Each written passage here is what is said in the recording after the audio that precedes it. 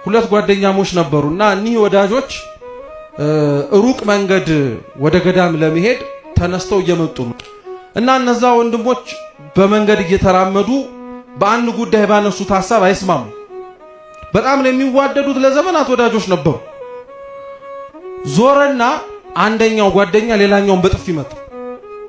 ሞቅ ያለ ጥፊ እና ደነገጠ። እንዴ ስንት ዓመት አብረው ሲኖሩ እንኳን ሊመታው እጁን አንስቶበት ማያውቅ እና እየሄዱበት የነበረበት አሸዋ ላይ በጣም የምወደው ወንድሜ በጥፊ መታኝ ብሎ ጻፈ። ምንድነው የምትጽፈው አለው። እንዳይረሳ ነው አለው። እየሰማችሁ ነው? እንዳይረሳ በጣም የምወደው ወንድሜ በምን መታኝ አለው? በጥፊ መታኝ አለው። እሺ ብለው ትንሽ ርቀት እየሄዱ ወደ ገዳሙ መቅረብ ሲጀምሩ ያው በጥፊ የተመታው ሰውዬ ሳያስበው ወደ ውስጥ የሚስብ ጭቃ ማጥ ውስጥ ገባ እና ማጡ አላንስ ብሎት ወደ ታች እየሳበው በጣም ሲቸገር ያ በጥፊ የመታው ወንድሙ ሊሞትበት ስለሆነ ስቦ ወጣ። ከጎኑ ድንጋይ ነበር።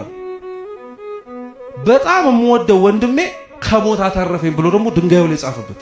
ለምን ይሄን ጻፍከው አለ። ያው ስላተረፍከኝ ነው አለ።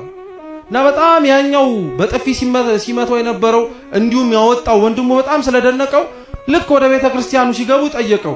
በጥፊ ሲመታ ባሸዋ ላይ ነው የጻፍከው፣ ከገባህበት ገደል ሳወጣ ድንጋይ ላይ ነው ቀርጼ የጻፍከው። ለምን አለ። አሸዋው ላይ የጻፍኩት እንዲጠፋ ስለፈለኩኝ ነው አለ። ድንጋዩ ላይ ግን የተጻፈው አይጠፋም። የብዙ ወንድሞቻችንን ኃጢአት እኛ እኮ ድንጋይ ላይ ነው የቀረጽነው እንዳይጠፋ። በደላቸው መልካም ሰራቸውንስ አሸዋው ላይ